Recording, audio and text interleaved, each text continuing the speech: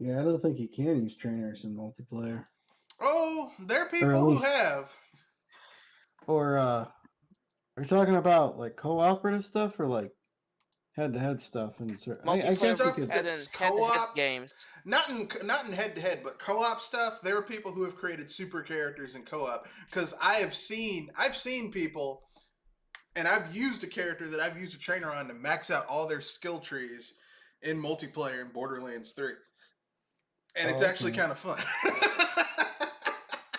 I didn't have the infinite health cheat on my character, but I did have maxed out everything. And it is so much fun running around murdering the shit out of random people. Out of enemies with when you have high level stats. Because that's kind of the flaw with Borderlands is I with was the going to make the joke multiplayer. that it must be a blast. No, well, the issue with the multiplayer with Borderlands is that, especially like the first two games, is that you only could, like, you could never max out your skill tree with any of your characters, no matter how high your levels were. Like, if you were playing on console, you couldn't max out your skill tree. So there was always, you were never going to have like the right, The the best right. build. Yeah, you were never going to have the most optimized build. You were always going to have to give up something in order to get something else. And if you wanted to get that other thing, you'd have to respec and lose other things. And it was always kind of a pain in the ass in that regard.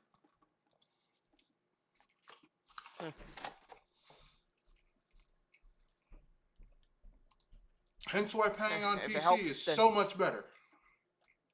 I was going to say, if it helps, it makes specialized classes a lot more special at times. Well, that's good if the game is built around specialization. But the thing about Borderlands is that you get everything thrown at you.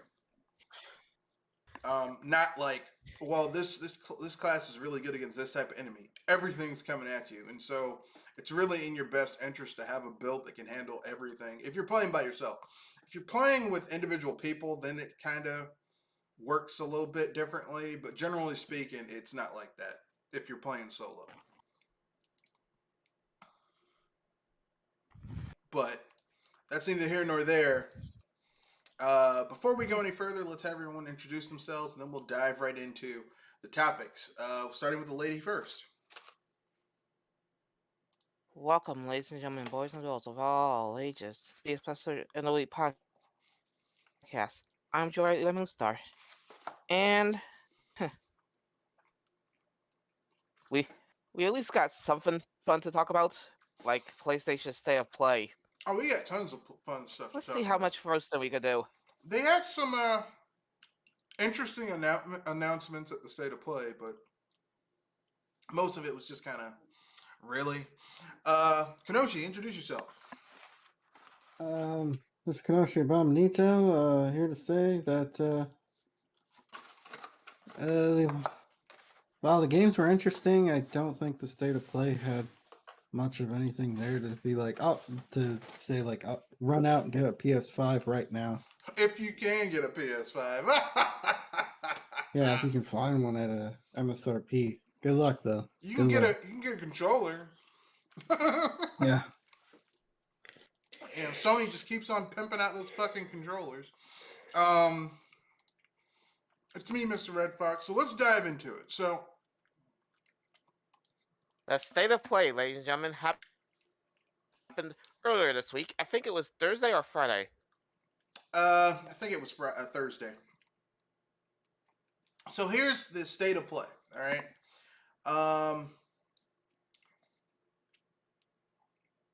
State of play announcements. All right. So Horizon Forbidden West, as we all know, that game was initially supposed to be a free update. Oh no, sorry.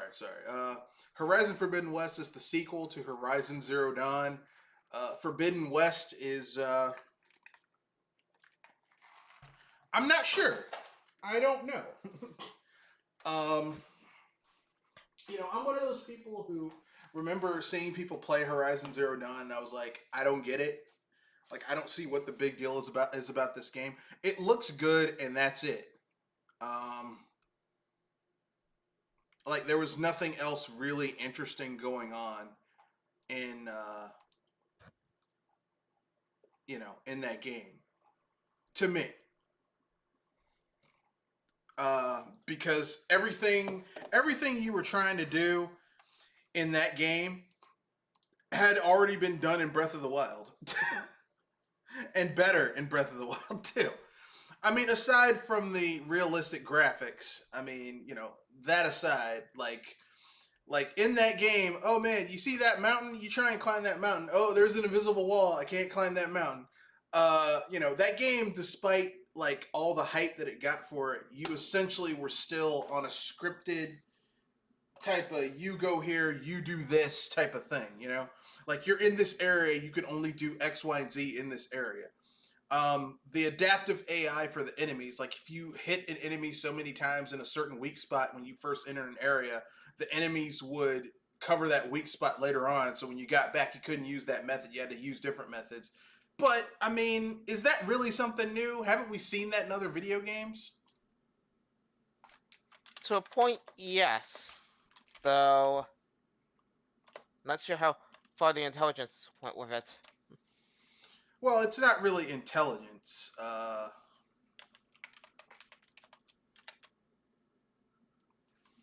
So,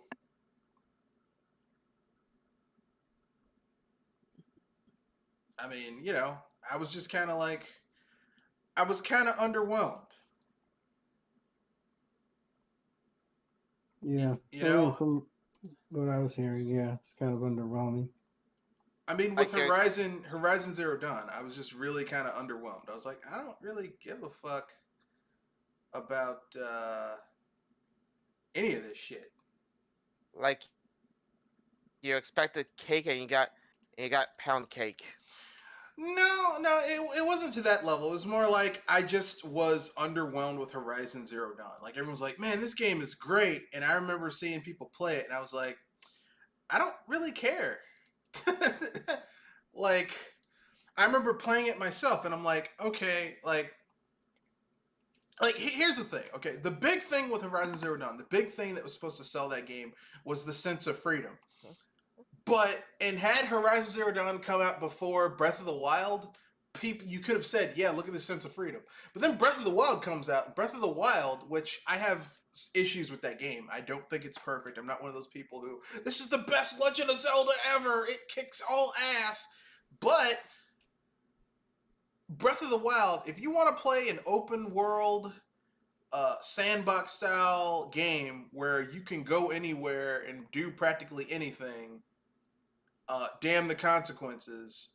Breath of the Wild is arguably perhaps the best 9th gen game to do that. 9th, 8th gen game to do that. So, yeah. But anyway, let's get through some of these announcements they had. So the big one that everyone's lost their shit over is Knights of the Old Republic remake. Yeah. Yeah, that was it's coming to PC too. Yeah, so it's like, yeah, it's coming to PC, so I don't really give a fuck. Yeah. I mean, the majority of games they showed there were multiplats, so it's just kind of like, well, I can get majority of these games when they come out. Yeah. So. And then the two games that the two big reveals, which we'll get out, I'll talk about those and then we'll get to them. Yeah. So, Knights of the Old Republic remake. I mean, I'm gonna let you in a little secret. The first KOTOR is okay. It's like a lower B grade game. It's like an 87, 86. Yeah. KOTOR 2, much better.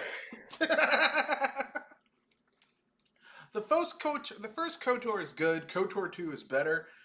especially if you can get it now with the added stuff that could have been added that should that could have been in the game if LucasArts hadn't rushed Obsidian into making that game, because they only gave them like 18 months to make that game, a year and a half.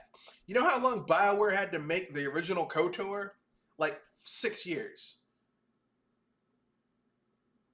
So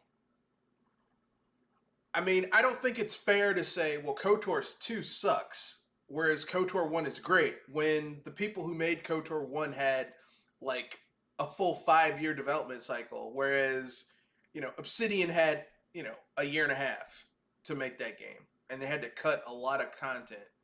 So, everyone who's like, yeah, KOTOR, they're remaking KOTOR. KOTOR, once you play KOTOR once, the twist in it is spoiled and everything else kind of falls apart, because the choices, the dark side, light side choices are very black and white. There's no nuance. The weapon customization, the crafting customization, like it's basic. It's very, very basic. The second game is much better in that regards. But hey, they're making a remake, so if this does well, they might make a remake of the second game with the missing content. The other game they announced is Project Eve. I don't know what the fuck that is,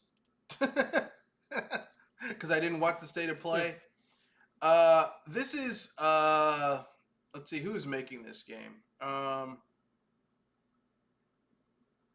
Doesn't say. But If it's by EA, be ready for some headaches. no, I don't think Project Eve is from EA. I think this may be a Sony first-party studio making this game. And yes, ladies and gentlemen, Sony does have a studio for first parties. They have tons of first-party studios. So it's just most of them aren't very good. They just don't. I was about to They don't say, seem to really utilize them. There's certain candies, and probably more rare is how good they are.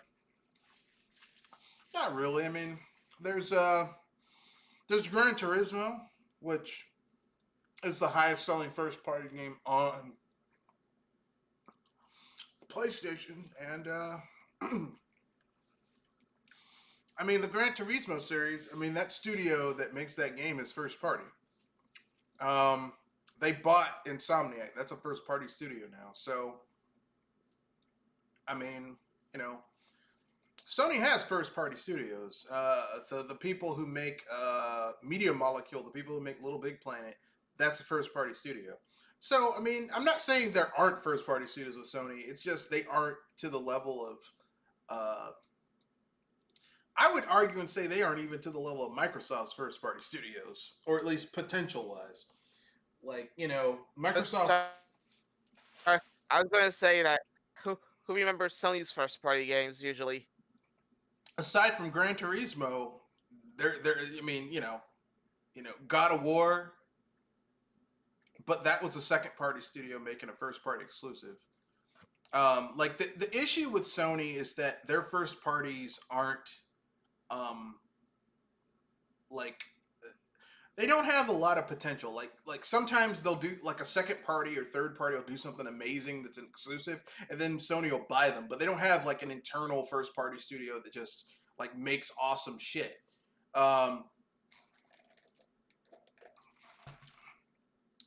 And just on a personal level, I'm not really impressed with most of Sony's first party games. Like I don't really like Gran Turismo. I don't really like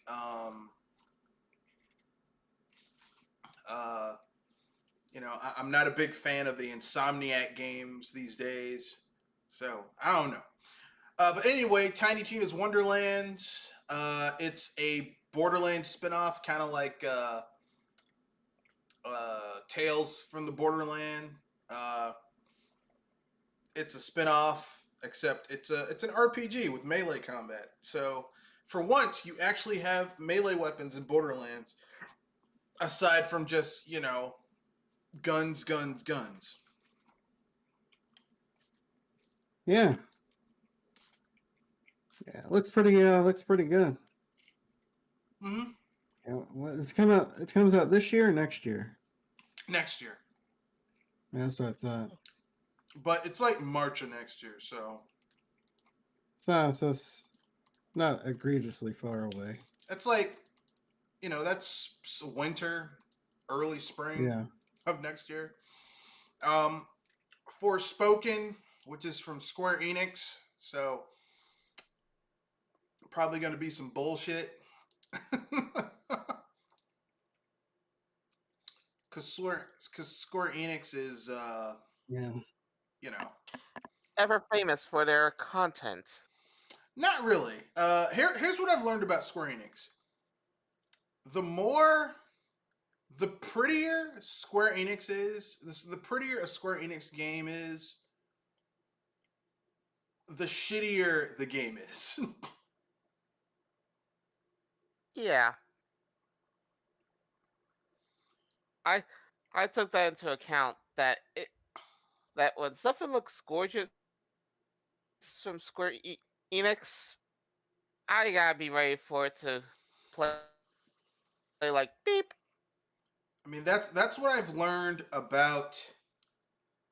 Um, that's what I've learned about Square Enix. Like, if they show off a Final Fantasy game and it looks gorgeous, it's gonna be a shit Final Fantasy. Like, the better looking a Square Enix game is, the shittier that game's gonna be.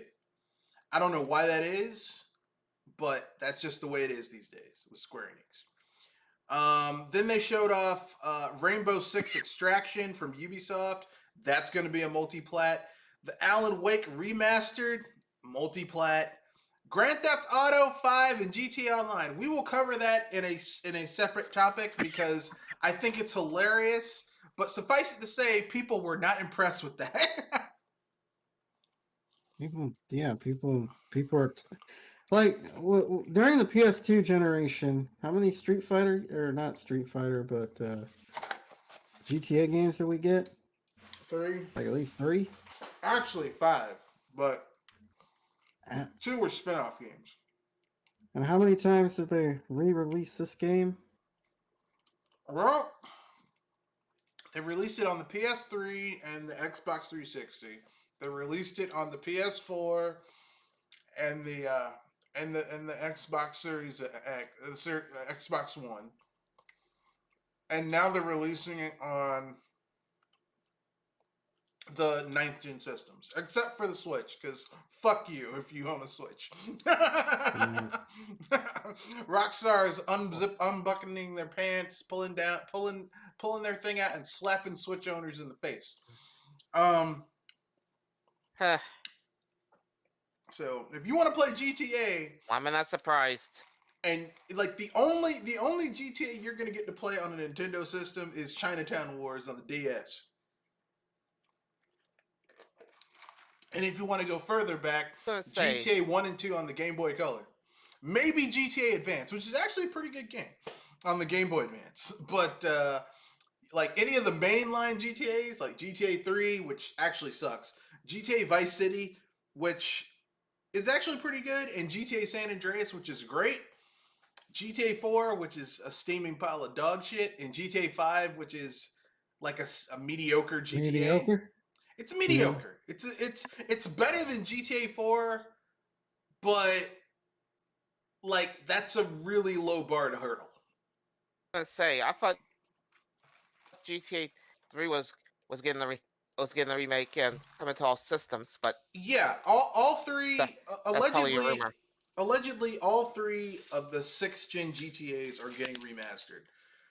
Which is cool because, and they're also coming to the Switch because there's an entire audience that has not played a GTA game on a Nintendo home console. And I think they should be allowed to play a game, to play that game. Now, with that being said, we'll cover that later on. Let's get to the rest of these announcements. Ghostwire Tokyo, that's that game from Bethesda, from that Bethesda studio where the lady was fired from production, and Bethesda's all like, well, we don't know what happened, all that shit. Then they showed off Marvel's Guardians of the Galaxy. That game looked kind of cool. It was the Yeah. same trailer we've seen already, so it looked kind of cool. I mean, Eidos Montreal,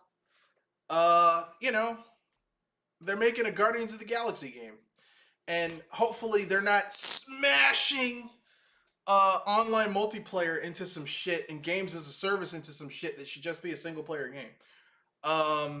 Vampire the Masquerade Blood Hunt, which is a free to play online looter shooter multiplayer thing. Meh. Deathloop, which is from Arcane Studios, the people behind Prey, the remake of Prey, and those two Dishonored games. Here's their next game. It looks kind of cool. It looks like a time traveling James Bond game. Then we have Kid Amnesia Exhibition.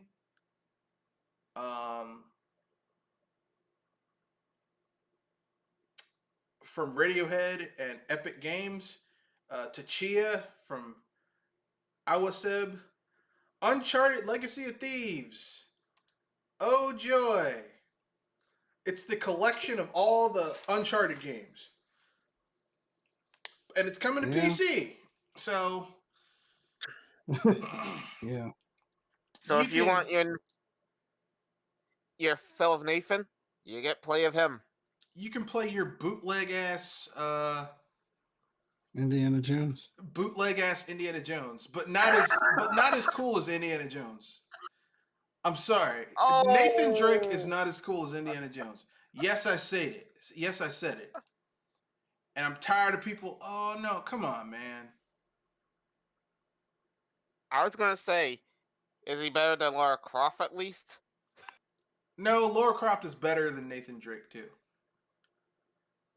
At least old Lara Croft was, because old Lara Croft was stacked.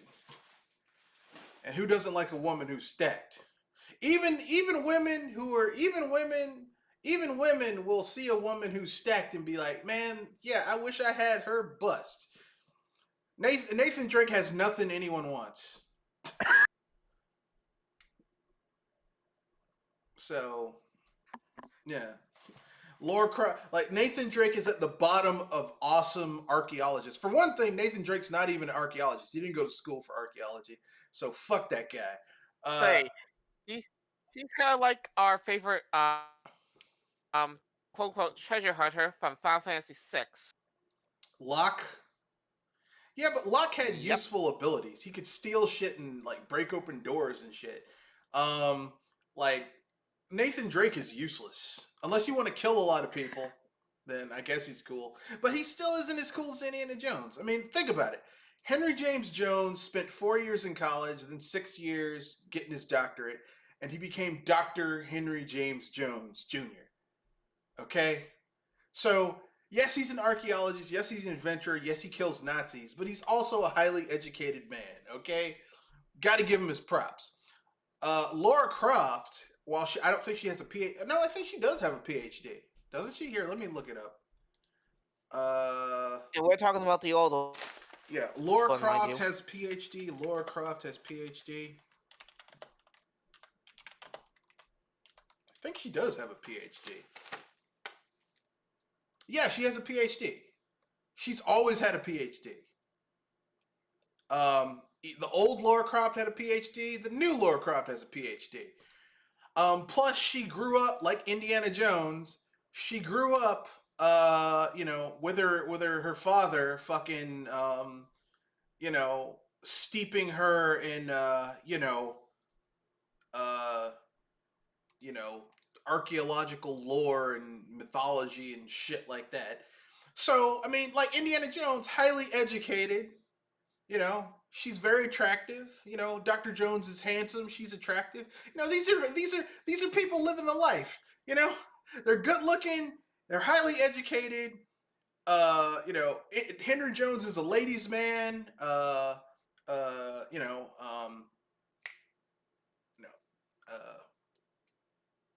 Despite her awesome bustitude, Lara Croft is, she doesn't have time for a lot of dudes, but there's some games where she gets her swerve on a little bit, And then you have Nathan Drake, who's just this like fucking treasure hunter thief, just goes around stealing shit. So fuck that guy. So yeah. I mean, are you guys gonna buy the Uncharted Legacy of Thieves collection on the PC? I might check it out at a deep discount. Good luck with that. I'll Um, wait. so then they did Marvel's Wolverine with Insomniac Games. So now you get another Insomniac game where Insomniac fucks up another Marvel character. This time they're doing Wolverine, so Say, isn't I'm Wolverine just tired of these games getting one announced of the 3 years in weaker advance. heroes of Marvel? what? I was saying I'm tired of these games getting announced 3 years in advance. I mean, the thing Like, that why are bothers me is that why the fuck is Sony getting these? Why these- Wolverine? No, why are they getting these fucking? Well, because Wolverine makes a great video game character. I was gonna say, do you know how low tier he is? Yeah, he I is low mean- tier. Wolverine is low tier if he's fighting other superpowered people. But against normal dudes with guns, Wolverine is their worst nightmare because you can shoot him, and the only thing that happens is you just make him angry. I was gonna make the joke that that's a weaker flavor version of Hulk. Yeah, Wolverine is a shittier version of the Hulk, except he can go into his berserker rage where he sees red and he just murders the shit out of people. And because of his healing factor, like his wounds don't mean shit to him, so he just keeps on coming. That's Wolverine's thing, you know. If you've played the Marvel vs. Capcom games, his Berserker Barrage, that's literally a thing, and he just like if Wolverine pops into a room where a whole bunch of gunmen are holding someone's hostage, and he goes Berserker Barrage in that room, he's killing everybody in there. And that is something really fun to put into a video game. So Wolverine is great for, video game purposes. Point. It's just that, if anything, I was remembering how well he stacks up against other heroes. Yeah, in the comics, Wolverine is a joke. Like Wolverine, like everyone, like when we were kids, everyone's like, man, because we saw the X-Men TV show, and everyone's like, man, Wolverine's awesome. Wolverine, when it comes to other superpowered individuals, sucks. Wolverine, when it comes to machines, Sentinels, and like normal human beings, is top tier. Okay. Wolverine against other superhumans, no. But normal dudes, Wolverine is their worst nightmare. It's like the Punisher. The Punisher against other superheroes, against like people with powers, he's kind of a joke. But the Punisher against just like criminals, gangsters, just dudes with guns, the Punisher's terrifying. If he's fighting normal people. Yeah. So, yeah. So anyway, yeah, Marvel's Wolverine is a PlayStation exclusive, even though we had years of, superhero-based Marvel games being on multiple platforms, but fuck it. Why not? Gran Turismo 7 was announced, coming March 2022. Next year. I mean, Gran Turismo is the highest selling franchise on PlayStation platforms, so I mean, yay. Since the first Spider-Man did so well for PlayStation, they're making a sequel. And this time you'll have Peter Parker and Miles Morales. No gameplay. No, but they did show a nice little rendered movie. Yeah, I mean that looked cool, but I don't know. I mean, I'm gonna say something that's gonna piss some people off, and I really don't care. I'm one of those people who really don't give a shit. Like, I don't like Insomniac's Spider-Man games because to me, their Spider-Man games, while they look gorgeous, aren't doing anything any substantially different than what we had in the sixth gen with Spider-Man games. Like, if you played the Amazing Spider-Man 2, the Insomniac Spider-Man games are basically like a better version of that. Like, with all the technology we had, you couldn't do anything new with Spider-Man. Now, I'll be honest with you. Treyarch pretty much perfected the Spider-Man web slinging formula in Amazing Spider-Man 2 of the 6th gen. So it's like, if it ain't broke, don't fix it. But aside from that, is there anything new that any of these fuckers could come up with? Like, anything? Apparently not. So yeah, I'm one of those people that I'm not like enthralled with Insomniac's Spider-Man games. But you know, maybe it'll be better. I don't know. And finally, God of War Ragnarok, which they announced, but we don't know when the shit's coming out. So overall, what are your guys' thoughts on this? Do you care? Any No, ball busting you guys it's want not to do? moving me to PlayStation. Well, the games were interesting. Even some of the exclusive stuff. Still, really not enough there to be like, oh, get out, because some of these games are years away. Yeah. It's like, well, in 2023, the PS5 will have a price cut. And you Yes. might be able to find one Some in of these games, 2023. yeah, some of these games are years away. Some of these games are like, uh, I mean, the exclusives aren't strong enough for me to say, yeah, this is totally worth owning a PS5. Even if I could find one, these aren't totally worth me owning a PS5. Like, I mean, I want to play Insomniac's Marvel's Wolverine game, but not enough to, spend $599.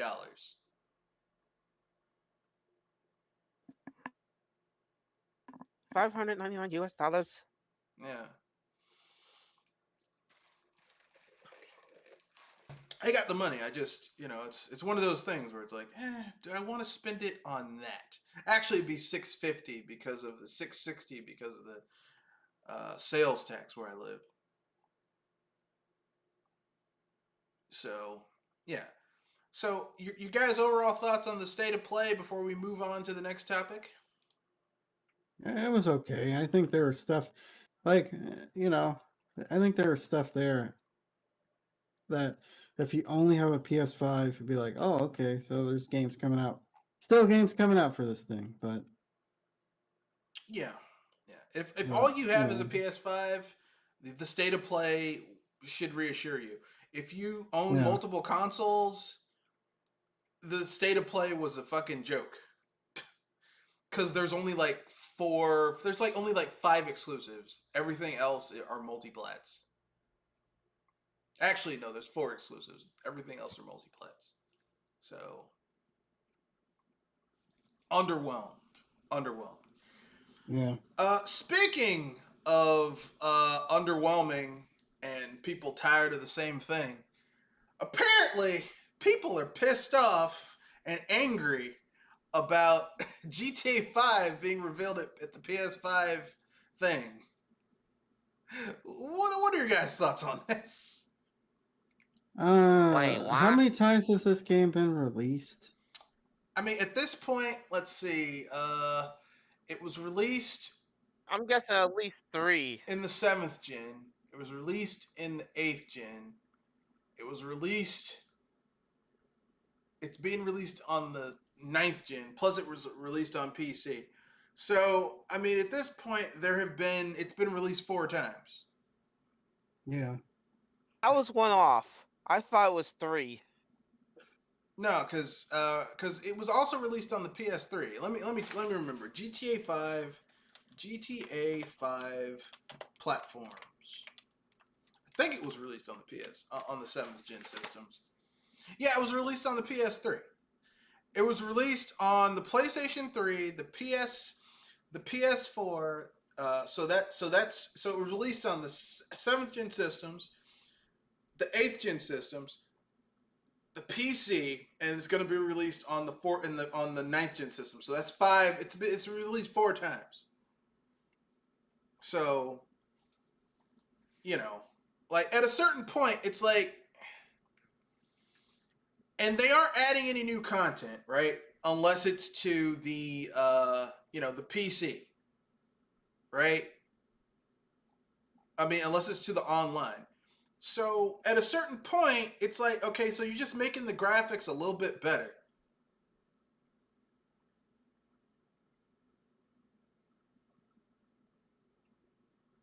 Yeah.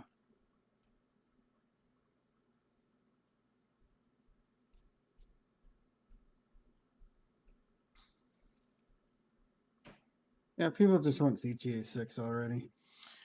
I mean, I don't even think I wouldn't people be- want GTA 6. I think it. I mean, go ahead. Sorry to cut you off, Joel. I was going to be. I was going to say I wouldn't be surprised if GTA Online lasts as long, comes out faster. I mean, the new version of GTA Online comes out before GTA 6 at this rate. I mean, at this point, they don't need to come out with a new version of GTA Online. They could make it its own separate thing, which would probably be better than,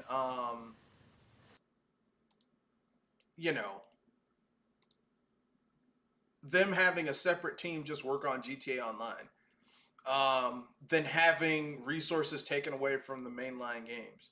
Because that's what's been going on. That's why you didn't get any DLC for GTA 5.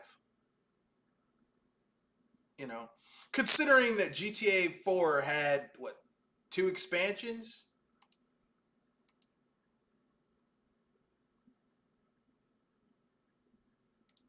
Hello, everybody. And I yet, think so. it had 2 expansions. It had 2 expansions, and literally the 2 expansions added a fuck ton of new content. Like a huge amount of new content. Like almost like GTA 4, like I'll keep it real. The base game of GTA 4 where you play as Nico and his cousin is fucking terrible.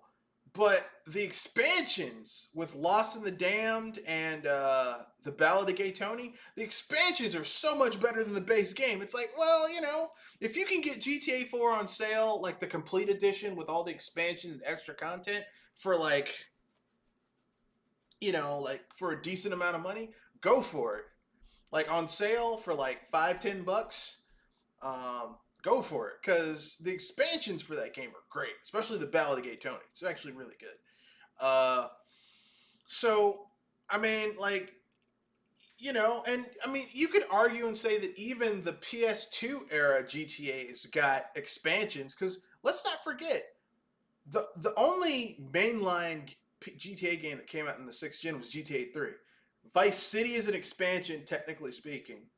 So is San Andreas. So is Liberty City Stories and Vice City Stories.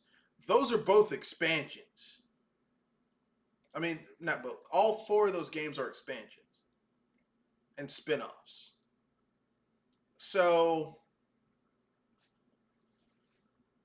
we went from Rockstar that would basically make a ton of extra content for their games to now just everything's being pumped into GTA Online so that they can nickel and dime people on a steep ass hyper inflated economy where you can't get ahead unless you spend a fuck ton of money on fake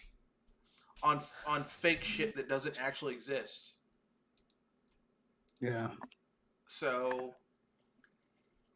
like, if you want to get a car in that game, like the cars are like, even a shitty car is prohibitively expensive. Is a hassle? It's prohibitively expensive. Like a piece of shit shitty car in that game is literally like $30,000, and I mean like a piece of shit clunker. But here's the thing: earning money in the game is a motherfucker. Like a decent gun is expensive. A basic weapon is expensive. Like everything is hyperinflated because they want you to spend money on fucking shark cards. Like that, everything is designed to make you spend money. I was going to make the joke that's more. I was going to make the joke. Is it more inflated than an MMORPG? I mean, technically speaking, GTA Online is an MMORPG. You have stats. Your stats go up by you doing shit. It's an MMORPG, and everything's hyperinflated so that you spend real world money on fake shit. Either that, or you spend an inordinate amount of time grinding heists and grinding missions in order to get the money to upgrade, to maintain your lifestyle, to pay for your apartment, to pay for your car, to get better weapon. Like it's. I mean, listen. I'm not gonna knock Rockstar's hustle, but to me, GTA is just kind of like GTA Online was the start of that franchise going downhill to me.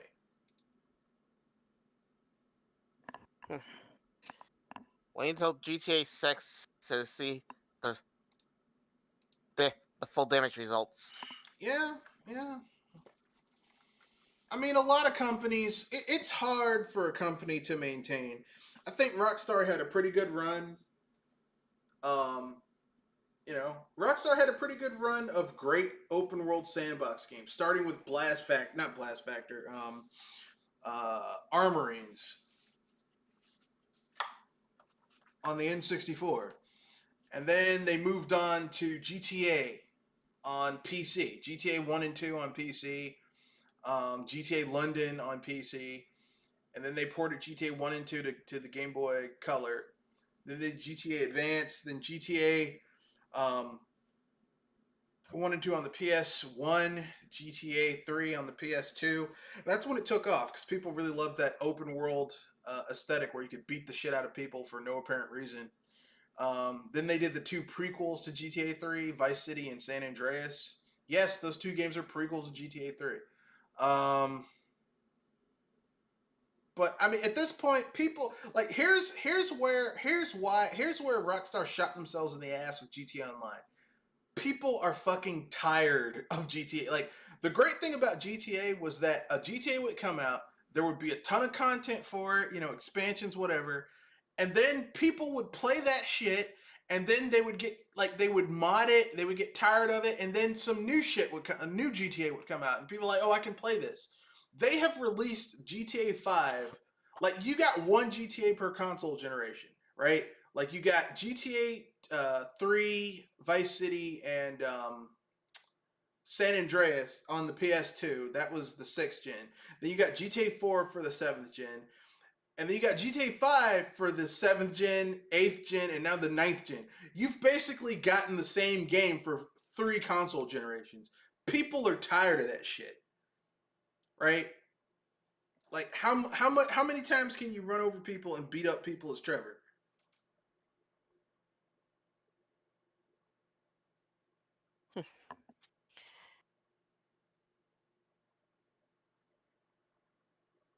I think the only people that can get away with re-releasing the same game assets over and over again that much, you probably have to look to Blizzard.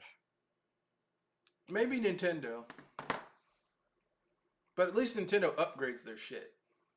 So, with new I was going to say content that and shit. Blizzard hasn't updated their stuff. I mean, No, they has updated did, but they fucked it up, like with their World of graphics, in a Warcraft sense. 3 Reforged, where they fucked up the re-release. Warcraft 3 Reforged, where they fucked up the re-release. It's like, how do you re-release More like something World of and fuck it Warcraft up? 3 Warcraft 3 refunded. Yeah, they fucked it up. Like, how do you re-release something and make it worse than the original release? Ask Blizzard, because they did it. But anyway, yeah, so people are tired of GTA 5. I don't know what to say about that except it's about the goddamn time. Because remember, GTA 5 came out in 2013, and it's now 2021. It's been almost It's near 8 years. yeah, we're getting close to we're getting close to a decade. You cannot keep on fucking re-releasing the same game for a decade and not think people are going to be fucking tired of it. Yeah. Unless your game is really good. Like, there are certain games that are just that good. Like, I'm pretty sure there are people who still have Wii U's and are playing Splatoon. I'm pretty sure, just like there were people who were playing Halo 3 for years. But most games ain't that good. Like GTA, there isn't, the only GTAs that I know that are that good are the ones that have a lot of single player content and can be modded. Like GTA 5 is not good enough to where people will want to play it for all that long. And, people are getting tired of GTA 5. I can understand it. Because it's not like they're, like, and Rockstar will say, well, we're adding new content. Yeah, but only to the multiplayer, which is a grindy, hyper-inflated MMO RPG money milking bullshit ass mess, and people don't want that. The casual gamer just wants to play. The casual gamer wants to sit down, turn on the radio, drive around in a fictitious world, doing missions, doing side stuff, discovering shit. They don't want to sit there and have to deal with an in-game economy where to buy a piece of shit car that has shitty mileage and shitty overall stats costs like 50 grand. They don't want to do that. And I can't blame them. So they fucked up. Anything else you guys want to add before we move on to the next topic? Be ready when GTA 6 gets announced. Watch the hype train. I mean, I'm pretty sure people are going to be hyped about it, but I mean, at this point, I'm just say kind of watch like, the hype train for it because if anything, I can only imagine how that train's gonna end up. I mean, I know people are going to be into it, because people always get into GTA. Like whenever a new GTA is announced or a rumor, because GTA is such a cultural touchstone. I mean, you have to remember GTA is like the highest selling. It's one of the highest selling franchises in gaming. Okay, think about that. Highest selling franchises in gaming. Now, part of that is because GTA is on multiple platforms, you know, but that's nothing to sniff at. So I mean, personally, I would rather just have a new bully than another GTA. I mean, I think GTA needs a break, but that's my own personal opinion. Anyway, moving on. Tiny Tina's Wonderland has a JRPG style overworld full of loot and side quests and random encounters. So Borderlands has finally gone full on RPG. If you want D&D, if you want Borderlands, yeah, I was about to say, if you want D&D in your Borderlands, here's your chance. Yeah. So Uh. So I'm gonna. No, go ahead. I was about to say that though, if anything, it's not a new concept, but it seems like it's going to be a lot of more action, fast paced D&D, quote unquote D&D than what most people think of when it comes to what Tina's Wonderland is supposed to be set up like. Well, the thing about Borderlands is that Borderlands has always kind of been an RPG. It's just the die rolls happened underneath the hood.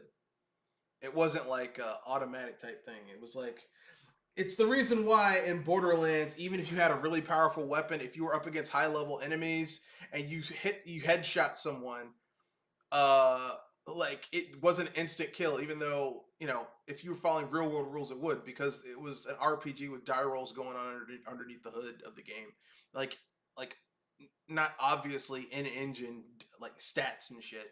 So this is just like they're basically just taking the rag off the bush and saying, okay, folks, it's an RPG. It's a fucking art. You've been playing an RPG for years. Yeah. You people there who are like, I love Borderlands. It's my favorite game. You've been playing RPG for years, all of them, except for the adventure game, Tales from the Borderlands. Borderlands 1, Borderlands 2, Borderlands 3, Borderlands, the pre-sequel. All those games are RPGs. They're just not turn-based. So, there you go, folks. Any thoughts on that? Yes, no, maybe so. It'll be entertaining to watch, though. If you, though, I'm gonna be wondering about how team builds are gonna go out, because if I remember right, you said it yourself that most people playing single player could probably do everything if they work themselves hard enough, especially healers. If you build properly. I mean, there's always ways around all that shit. There's cheating.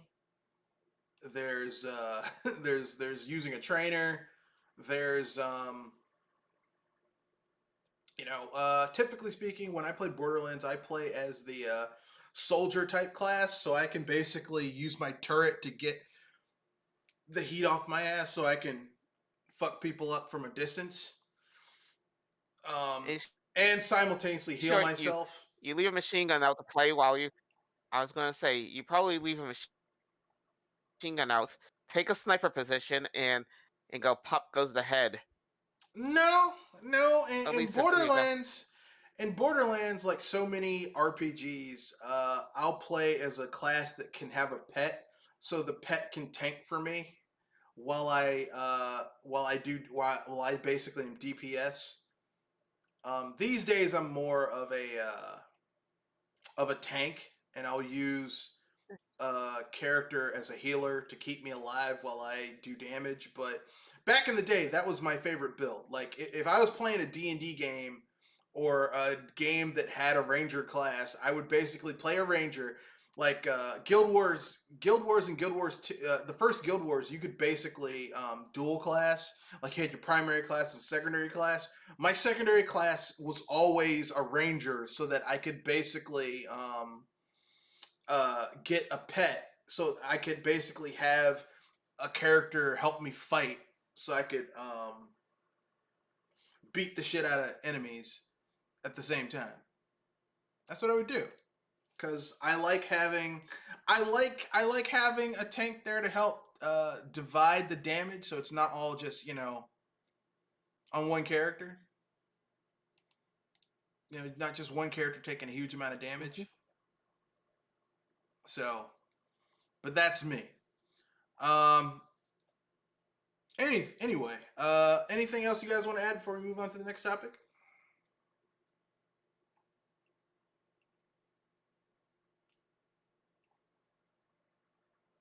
I Kanoshi? think we're good.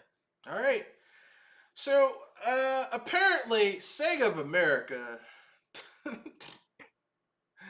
whoever's their media manager for Sonic the Hedgehog, Sega. been fucking up.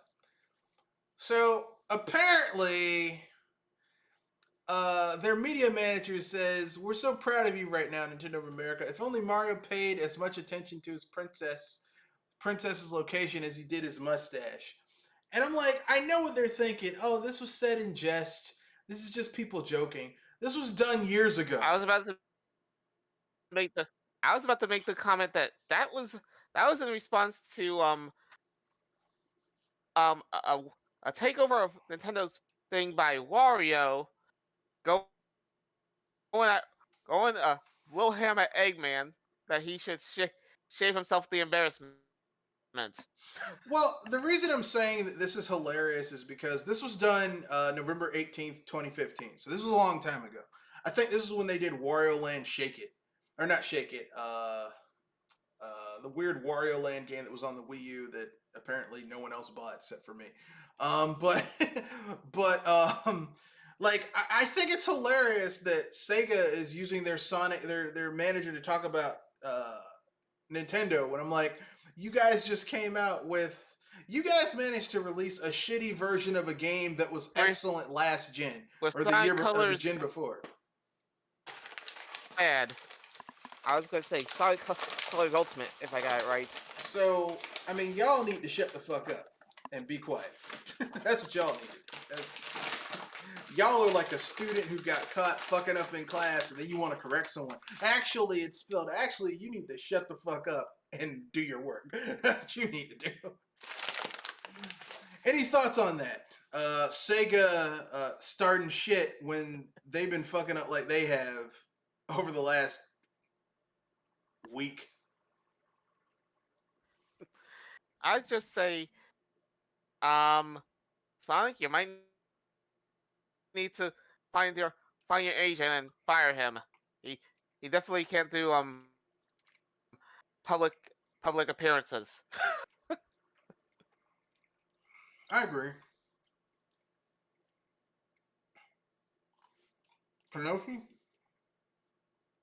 Uh, well, before they can say that, maybe they should make a couple of good 3D Sonic games that are on par with the, at least make a 3D Sonic game that's on par with Super Mario 64, and then maybe we can talk. And maybe you can say things like that. I agree. They still haven't made a Sonic game that had. They still haven't had their Super Mario 64 moment with a Sonic game. I agree. 3D Sonic game. Like, they need to come back when When they have a decent 3D game, right? yeah, when they have a decent 3D Sonic game, then they can come back, start talking some shit. All right. Huh. At least they did try to do 3D games, though. Those are mixed results, as far as I could say. Let me put it this way: Sega is like a student with their 3D games. Their 2D games, by and large, I'd say the overall average of their 2D games is like an 83, 84, right? Solid B, I think. No, 83, 84 is a high C. It's like you're slightly under a B. But it's like you've had Bs, you've had some Cs, you've even had a D, but overall, you've got solid grades, right? But then you get their 3D games, and their 3D games are like Ds and Fs. Ds and Fs, and occasionally a C, but mostly Ds and Fs.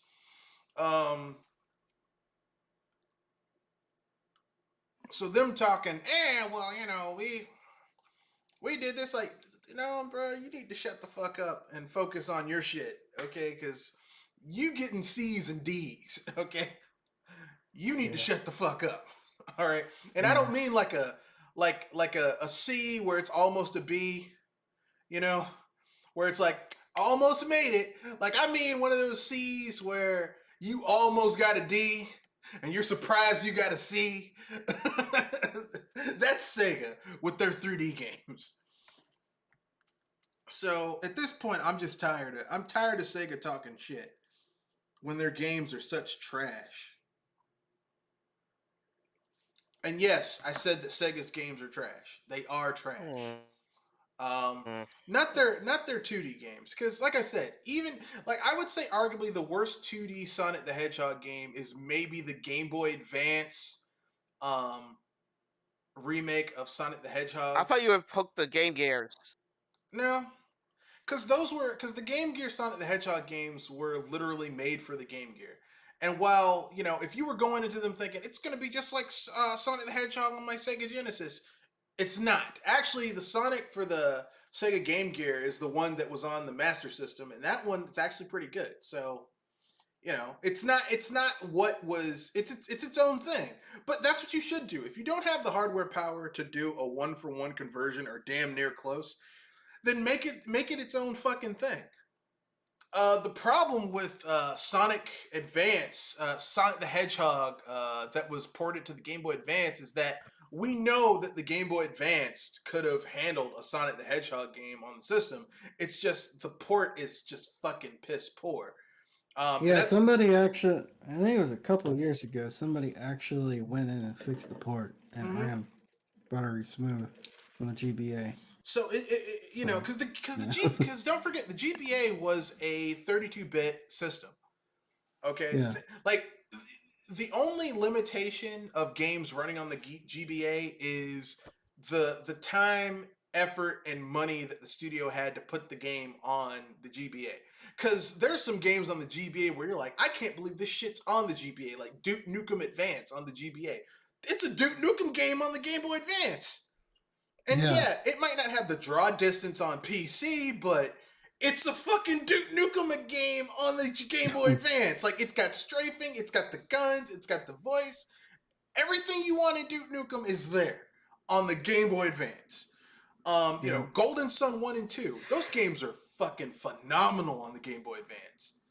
So the only limitation on the Game Boy Advance is, you know, is the person making the game gonna put some effort putting the game on there? Does the studio have the money to put the game on there?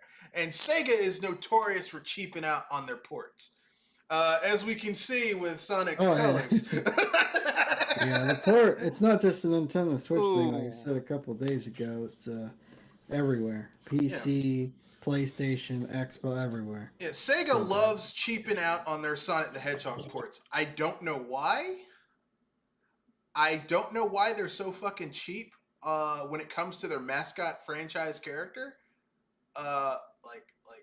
But, you know, because Namco Bandai is terrible, but they've never been like, man, fuck Pac-Man. Let's make some cheap-ass, bullshit-ass games for Pac-Man. They haven't. You know, I know a lot of people like to talk shit about Namco Bandai, but they aren't like that. They don't, you know, they actually have some respect for their mascot character. Shit, even Konami has some respect for their mascot character. Not Sega. You know, if Sonic the Hedgehog was an actual person, they'd have him behind a dumpster someplace turning tricks for money. And I'm not joking when I say that. He would totally be doing that. Sega would totally be doing that. Hey, man, we need our money. Go get it, Sonic. Gotta go fast. Gotta go fast. Get our money, Sonic. Get our money. Sorry, you're going too fast for the... No, I was going to say. He can move so fast that... Going too fast for your own good. He can go so fast that he can get a lot of clients done really quickly. So, you know, Sonic making that money. You're too slow. Takes on a totally new meaning when they have Sonic turning tricks behind a dumpster. But anyway, yeah, Sonic the Hedgehog. I'm tired of Sega always fucking just, you know, just doing these lazy ass half-ass ports and then acting surprised when they don't do well. I can't believe this didn't do well. No shit. It didn't do well.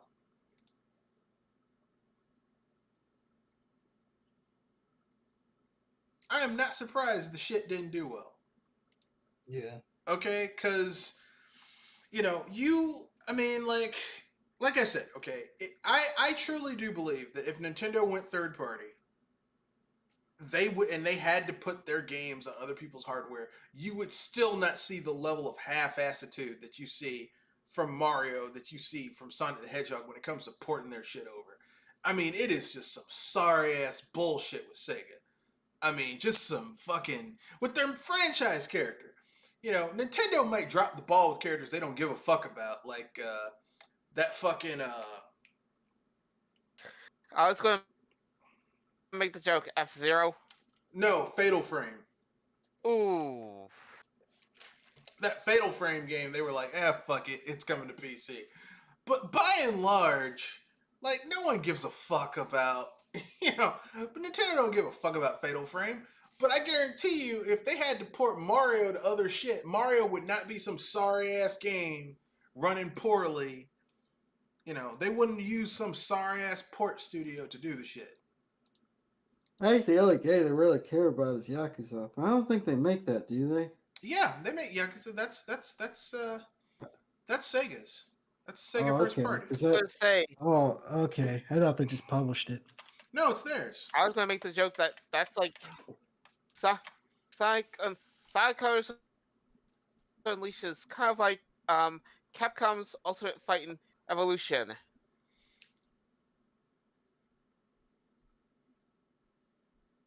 And for anybody that doesn't know, that was a fighting game that was made about under a year and had to be started from scratch.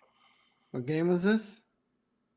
I was comparing Sonic Colors Ultimate to Capcom Fighting Evolution,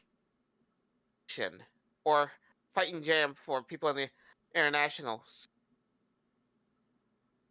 No, I've never heard of that. I've never heard of that game.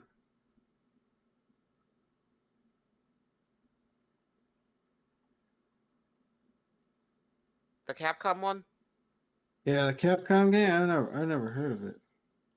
Yeah, I heard Fighting Evolution was pretty bad though.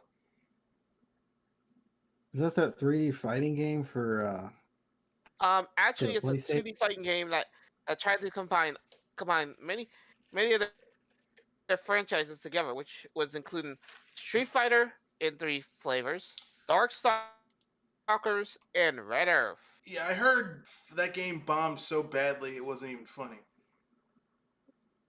Yeah, and it was supposed to make up for another fighting game that was canceled called Fighting All Stars. Yeah, I heard that game bombed spectacularly. But anyway, here's all I'm saying.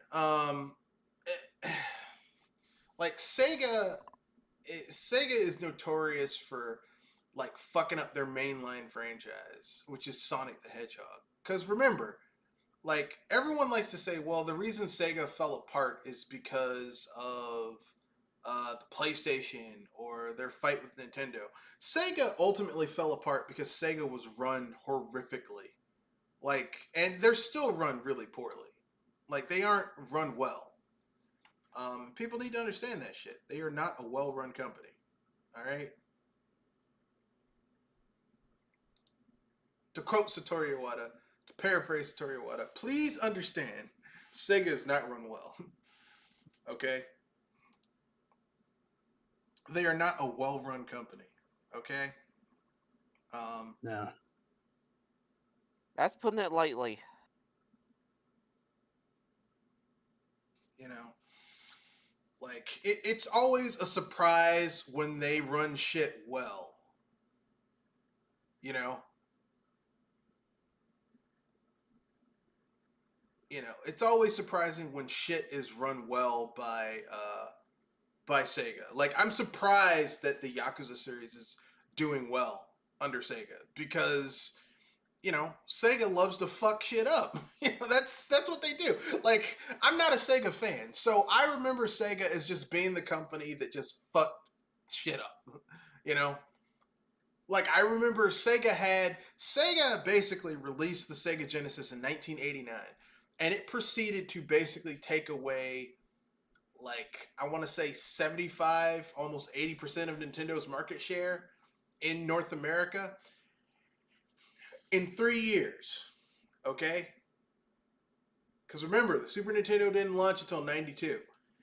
And literally, within 3 years after that, Nintendo managed to take back the market from Sega. Okay? And what was Sega's answer to them getting their ass kicked by the Super Nintendo and the looming PlayStation coming down the line? We'll come out with add-ons, with hardware add-ons. CD? Yeah, and the 32X and the CD. Shit that just, like that was so expensive that no one was asking for. And then, like, literally 3 months after they come out with the 32X, they announce they come out with the Sega Saturn.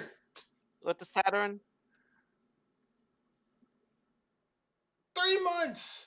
3 months. You know what that's like? That's like Nintendo saying, "Hey guys, we're coming out with the Switch Pro, and with the Switch Pro, or whatever the fuck they call it, the equivalent, whatever they call it, but it's basically a Switch Pro, right?" And then 3 months after that, oh, and here's our new console. Like, that's the shit Sega pulled. And people by that point were like, you still had the Sega fanboys who were like, yeah, we'll jump on board because Sega's our friend. We suckle at their teeth. And they jumped on on board with Sega, and Bernie Stoller basically put the nail in the coffin on that one, because he was like, the Saturn is not our future. And basically, Bernie Stoller sabotaged the Saturn. Okay? Fucking sabotaged it. I was All about to these say that he sunk the entire console systems. Well, not only that, but all these games that should have come to the Saturn, like the Saturn did relatively well in Japan. Why? Because it had some really great games. You had Grandia, you had a lot of RPGs, you had sports games, you had 2D platformers, you had beat 'em ups, you had a whole bunch of games that came in that system that never came to America. Why? Because of fucking Bernie Stoller. So yeah, people are like, yeah. You want to talk about the reason Sega failed? Sega failed. Sega left the console market because Sega was run by a bunch of fucking morons and like you didn't have like you had different uh areas like North America and Europe were beefing against Japan. And you cannot have a company that's fighting against itself and have it succeed. You can't. You can't. It doesn't fucking work. Okay? And that's what happened. That's why Sega failed. Um but yeah, it's hilarious to me that, Sega's talking shit about Nintendo when, like I mean, I would argue and say Sega hasn't had a single 3D Sonic game that has done for Sonic what Mario 64 did for Mario. So, I mean, until they can make their Mario 64, they need to shut the fuck up. that's my that's my hot take on Sega and talking shit. It's like, until you've done some shit, shut the fuck up. But anyway, let's keep it moving.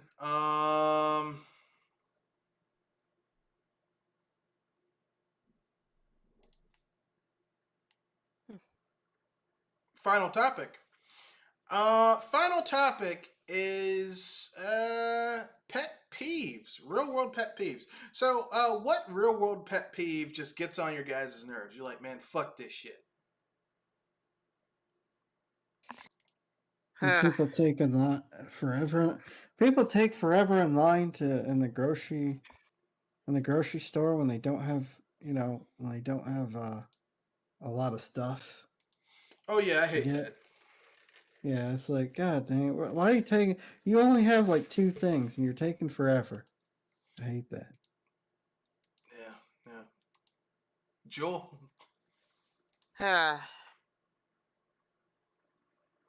Two. I got two of them. One would be those Kickstarter scam artists. You know who you are. Promising the entire world, and when you get funded, you go like a puff of smoke. And I hope that your houses catch on fire for that stunt. Okay, that's a bridge too far. We don't want anyone's houses getting burnt down. I I was gonna have. say. No, go ahead. I was gonna say that that may be a little extreme, but considering they're stealing people's money for a promise, I mean, I actually question that. The second one would be basically scalpers. I mean, I would say fuck both of them, but I mean, I hate to say this, but like Kickstarter is not a business promise. Kickstarter is literally I said Kickstarter starter scammers. no Kickstarter. Even if it's not a scam, Kickstarter is you basically giving someone money on the hope that they will use that money for what they say they're going to use it for. They're not entitled. They're not obligated to do that. Now, of course, if there are, terms and restrictions associated with that, then, they have an incentive to, but they aren't obligated to. It's not like you're signing a contract with someone saying, hey, I need you to do X, Y, and Z, and I'm paying you X amount of money to do it. Like, if you pay someone $10 million to make a program and they don't do it and you had them sign a contract, then you can sue their asses and they have to give it back to you or make you whole, pay some form of recompense or damages. There's none of that on Kickstarter. So, even if it's a scam, you're basically, you're essentially giving someone the money on the promise they're going to do something with it. It's not a contract. They're not contractually obligated to do anything with the money. Um, it's nice when they're Kickstarters that do what they're gonna say they're gonna do. Like, I've given the 3 Kickstarters, all of them were successful, all of them did what they were supposed to do. But I mean, that's a rarity because there's a lot of Kickstarter scams out there, but they're not obligated to do anything. Um, Yeah. I'm not saying it's right. I'm not saying it's wrong. I'm just saying they aren't obligated to do anything because it's not a contract. But I agree. It is kind of fucked up. Um, my I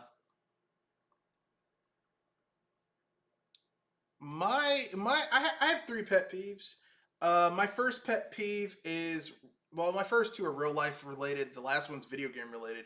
My first pet peeve is I'm fucking tired. I hate when you go to a drive-through or you go inside of a McDonald's or a Burger King or something, and someone gets up there and they don't know what the fuck they want. It's like the menu hasn't changed in 10 goddamn years. You know what they have. Pick what the fuck you want and go. Okay?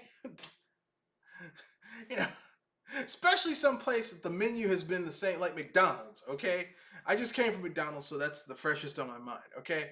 You know that they have hamburgers, cheeseburgers, Big Mac, McChicken, the new chicken sandwiches that they're using to go against Popeye's spicy chicken sandwich. Like the same shit they've had for years. You know what it is. Don't go up there saying, let me see. You know what the fuck the shit is. Matter of fact, now they have the mobile app, so you don't even have to be up there looking. I wonder what's on the menu. You can order your shit, pay for it, and just go and pick it up. Okay? Just do that. Please. The reason people go to fast food places is the key word, fast. Fast. People got shit to do. Okay? If people didn't have shit to do, they'd be at home cooking. Stop fucking around. The second pet peeve I have is going to piggyback off of Kenoshi's. I hate when people go to the grocery store and try and bargain shit down. The price is the price. If you don't want to pay it, don't fucking put it in your cart and don't bring it up, okay? Don't buy it, all right? I learned, I learned this as a kid, and I think we all learned this as a kid, but when it comes to most things, if you don't have the money for it, you can't buy it. Yeah, okay? If you can't, look, if you're buying some shit, it's like, well, this can has a dent in it. You know what? That's terrible. Don't buy it. But don't buy it. If the can, because cans that are dented, they put them in the reduced price section of the market. There's nothing wrong with the can. There's nothing wrong with the food in the can. The can's just dented. Go over there and get that shit. It's marked down. But don't take a can off the shelf and be like, yeah, it's dented. I need this. Because it comes off as a little scammy, okay? And don't sit there and bargain down the people in the grocery store. You know what the shit costs, okay? Now, there are some times where bargaining is appropriate. Like if you're buying a car, if you're doing a big ticket purchase, bargaining the price down is a good thing. If you're doing like a mechanical work on a vehicle, bargaining it down is, you can do that. But if something has a flat rate and the price is the price plus tax, stop. Okay? My third pet peeve is not related. Well, it's not real world. It's video games. I don't like I don't like when companies start adding online components to games that don't need online components. I hate that shit. It's like, hey, it's got online. I don't fucking look. I play single player video games because I'm antisocial and I don't want to be around people. Why the fuck would I want to add people into my gaming? Makes no sense. But that's what people do all the time. I don't like it. Stop that. It's annoying. But let's finish it out with nominating our a-hole of the week. Who wants to go first?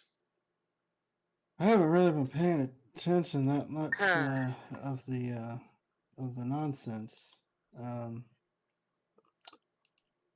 so who are the nominees?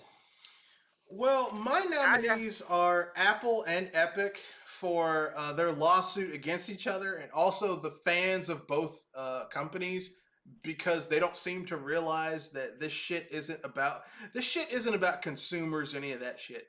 This shit is about money, and these companies trying to get paid even more. So Apple and Epic are having a girly slap fight. Well, they were suing each other. Bunch of I was going to say $2 that billion the companies lawsuit having over. a slap fight. I was And, going to say yeah. the lawsuit's over, but Apple's likely going to try to fight it. If I got it right. Well, the thing is, Apple won most of the lawsuit except for one thing, which basically says they have to loosen their restrictions on their online store. And I mean, personally, I don't really feel strongly either way. I don't care. But I know some people are going to be like, but, you know, the fanboys on both sides are going to be like, but this is important. And the way I feel about it is, it doesn't fucking matter because, you know, both of these companies have a lot of fucking money. And they don't give a fuck about anyone but themselves. You know? Yeah, I was gonna say that I'm not gonna be hearing the end of this from Apple for sure. But if anything, it's tempting to go with those two, especially since we had nothing but Activision Blizzard for a while. Though the only other people I think we got for even trying to contend this week would be Sony, and that's probably because of the shortages. Yeah. They're basically showing off games for a system you can't buy. Hey guys, guess what? Look what's coming to this system that people can't buy. So the question is, which is the bigger fu to people? Two gaming companies going at like gunslingers, gunstr- gunslingers, street, or the company that has too few consoles. I'm gonna say Apple and Epic because Apple and Epic's fight affects more people. Because Apple and Epic's bullshit affects the game, affects Google, affects other people's app stores, and um, you know that's a lot of there are far more people who own smartphones than there are people who own video game consoles. So Much as I would say that all three of them have a headache, I say it'll be between Apple and Epic.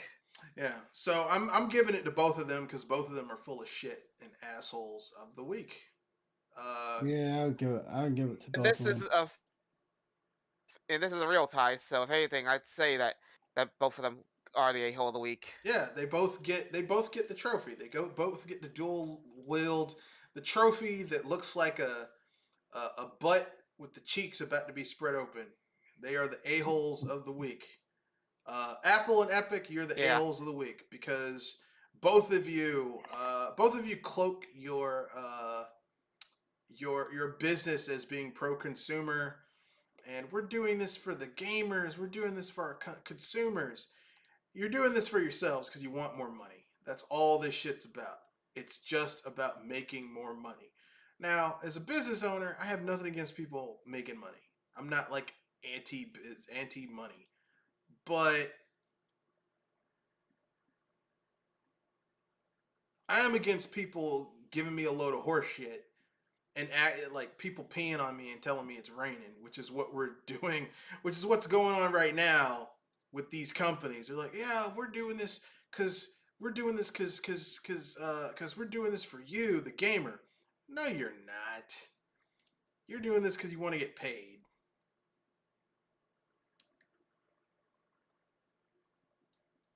And I'm not against people getting paid, but like I just said, don't pee on me and telling me it's raining. Yeah. Which is what they're doing. Oh yeah, I'm doing this for you. No, you're doing this for yourself, bruh.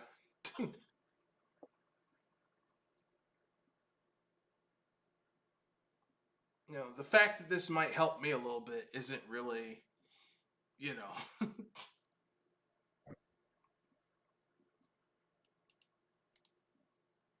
is an aside. But anyway, that's the end of the cast. Anything you guys want to pimp out before we wrap things up?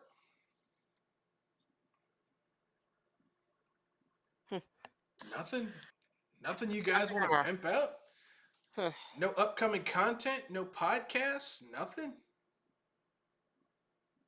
I was about to say you're the only one of us that usually does something, and for me, I'm trying to start something, and it's not going far. So I kind of got zero I at the go in moment. and out of ID. I don't know. I might. If there so happens to be a direct next week, I'll probably do something. Okay, that's cool. All right. So, yeah, if there's a direct, I'll probably do my reactions, my overall thoughts of the direct, but it won't be. I'll do after that in the cast, not during. I do have a new video up. It's my first reactions. My first reaction to Tales of Arise. It's okay. It's only like the first 30, 40 minutes, so I haven't really gotten that deep into it. But what I've played of it, I've liked it. So, That's good. yeah. Like everyone was like, "Oh man, it looks so different." I mean, it just looks less chibi than typical Tales games. Yeah. Like, but the Tales games have been moving away from being more chibi since like Symphonia. Like Symphonia was really chibi, and then Abyss was less chibi, and then